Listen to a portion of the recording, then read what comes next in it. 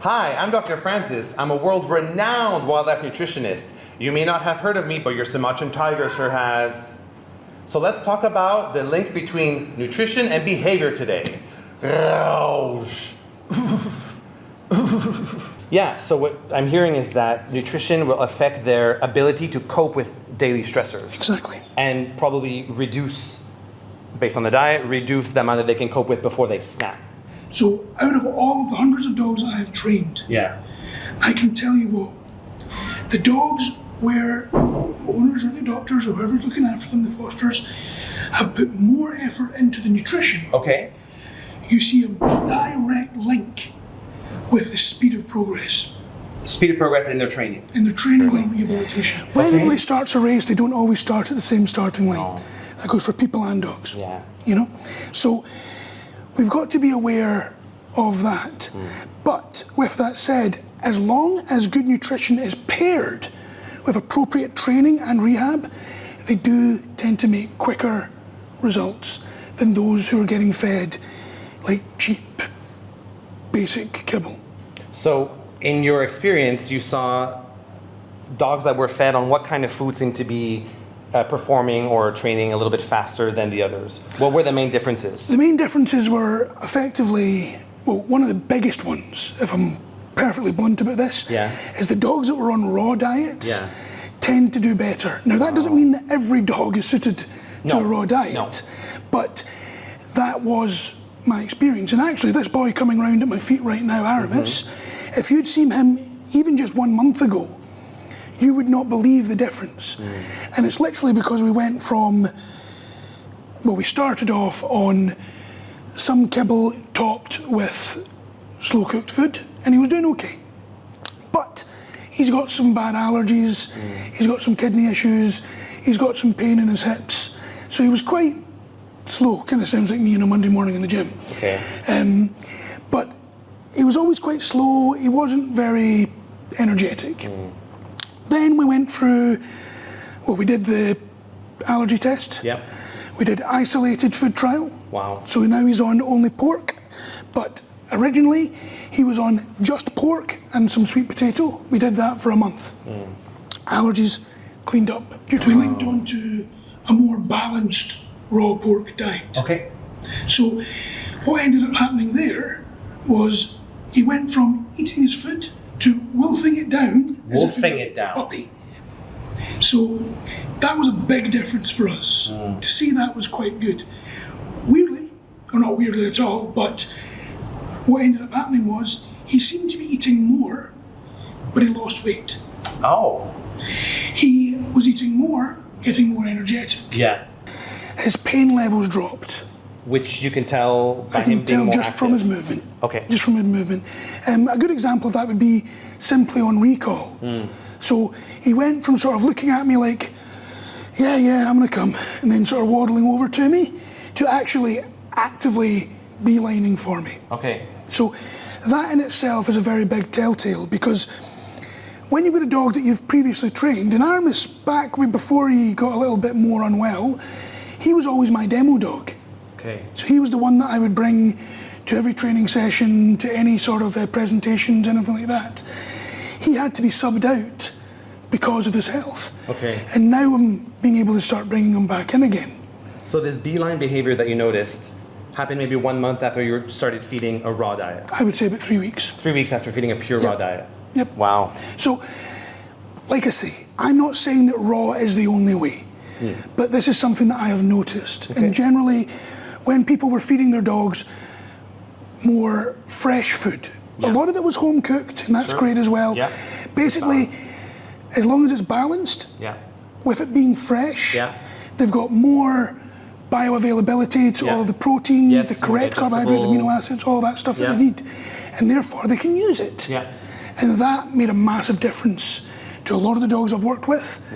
And of course, my own dog as well. Great. There's lots of links between gut health and behavior. Maybe you can give us some specific examples for that. Of course. I mean, we've said it previously.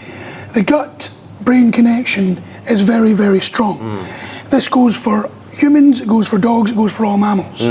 Now, this is not some woo-woo wah-wah kind of connection. It's actual real science to this. Yeah, they call it the gut brain. Yeah, exactly. So when you've got people that have got something going on in their gut, they actually get brain fog. They actually get issues thinking clearly. Right. And a lot of that comes from the ability to create hormones.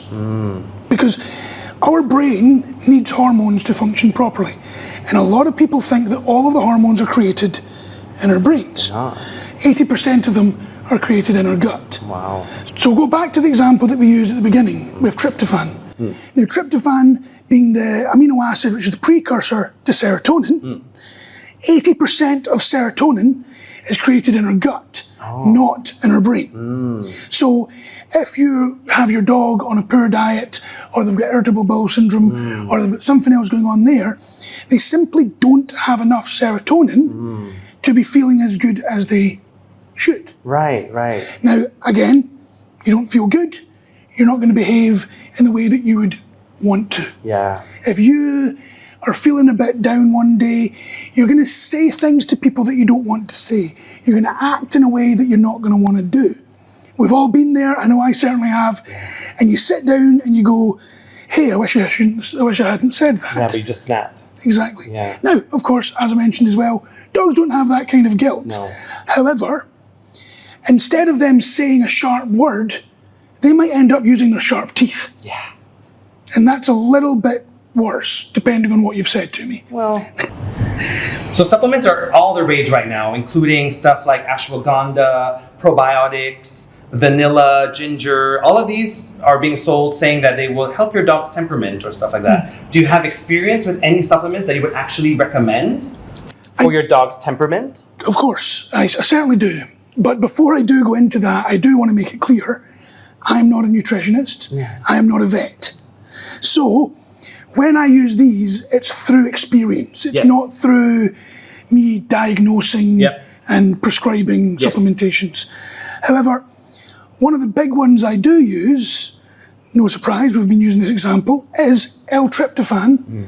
As a supplement? As a supplement. 5-HTP. Yes.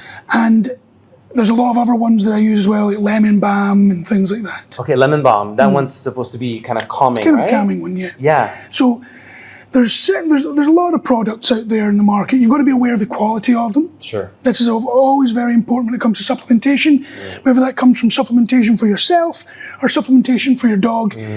Because supplements are not regulated to the same level as medication, you need to educate yourself and make sure you're picking the correct ones. You don't want to end up giving your dog a supplement which has been made in the same factory as cocaine, for example. Now, that sounds crazy. That sounds crazy. But it happens. Okay. Now, I've not heard it happening with dogs, but it certainly happens with people. Wow. There's people that have failed drug tests because they're taking a multivitamin. Oh. So supplements are something that you've got to be very, very careful of. However, a lot of the supplements that you mentioned there don't necessarily impact behavior directly in the same way as the ones that I just spoke about there. What they do is things like reducing inflammation in the body. Yes. So reducing an inflammation, as was spoken about previously, you're going to feel better within your body, therefore your gut's healthier, so your gut-brain connection's working better. And when you feel better in your body, you feel healthier in your mind. It's just the way it works. It might sound like it's a wee bit fairy, but it's not. It's actually just the way it is. So when you've got anything which is lowering your inflammation levels, when you've got anything which is increasing your natural energy production, when you've got anything which is improving your quality of sleep, all of this makes you feel better within your body, within your mind, and thus will positively impact your behavior. And the same thing goes for your dog. And would you ever recommend a supplement instead of maybe talking to your clients about investing that money into a better diet? Or would you say you need to settle the diet first and then you see how the problems resolve and then supplement? So the way I look at this is that it's all cogs in a machine. Okay. Okay? Some cogs are more important than others, for sure. But supplementation is a very small cog. It's not a replacement. The big ones are the main diet, the main nutrition, the main nutrition, every day, main care, and this is one where people think is just something that you do at the beginning of your dog's life, but actually training and activity levels are a massive thing for their whole life. Yeah. It's just the way it is. If you are not working your brain continuously, if you're not exercising your brain and your body, everything starts to slide. Wow. So you need good nutrition to support that. Yeah. You need good activity levels to support nutrition. You need to be caring for yourself, quality of sleep, for those things to work as well. Supplements, well, they supplement them. Right. So they're not a fix. They're not a fix. And it's the same thing with drugs. Like supplements and drugs, these are aids. Yeah. They are not a fix. Okay. In the same way that we really want to be looking at the big cogs together to actually help rehabilitate or effectively train your dog. You don't want to be just focusing on one. Okay. Wow, it sounds like we need to focus on the main diet for your dog.